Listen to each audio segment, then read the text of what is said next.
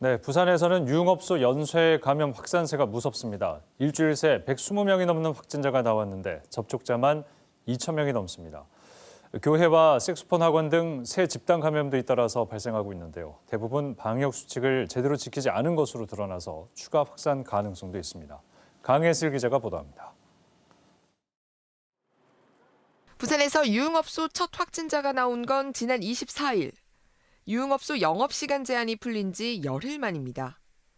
일주일 만에 유흥업소 이용자와 종사자, 그 직장과 가족 등으로 연쇄 감염이 확산해 관련 누적 확진자 수는 128명으로 늘었습니다. 지금까지 동선이 공개된 유흥업소만 9곳이며 확진자가 거쳐간 유흥업소는 100곳이 넘습니다. 접촉자 수도 2,000명에 달합니다.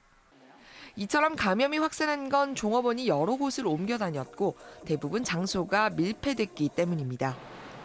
특히 출입자 명부가 부실하고 이용자들이 방문 사실을 숨겨 접촉자 파악도 난항입니다.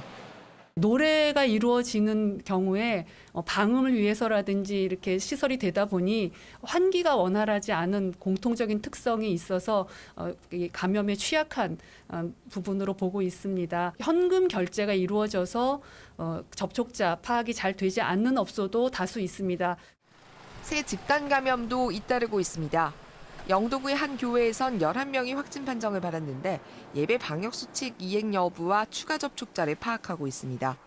또 부산 남구의 색소폰 전문 학원에서도 한꺼번에 7명의 확진자가 나왔습니다. 출입 명부는 없는 상태이고요. 색소폰이라는 악기의 특성상 마스크를 착용한 상태에서는 이용할 수 없어서 실내에서는 마스크 착용이 되지 않은 것으로 조사되었습니다. 최근 일주일 새 부산 하루 평균 확진자 수는 39.1명으로 지난 8일 운영을 중단한 제3생활치료센터를 다시 개소할 예정입니다. 이런 가운데 부산에서도 내일부터 부산 진구와 남구 예방접종센터에서 75세 이상 고령층 등 일반 시민을 대상으로 한 화이자 백신 접종이 시작됩니다. KBS 뉴스 강예슬입니다.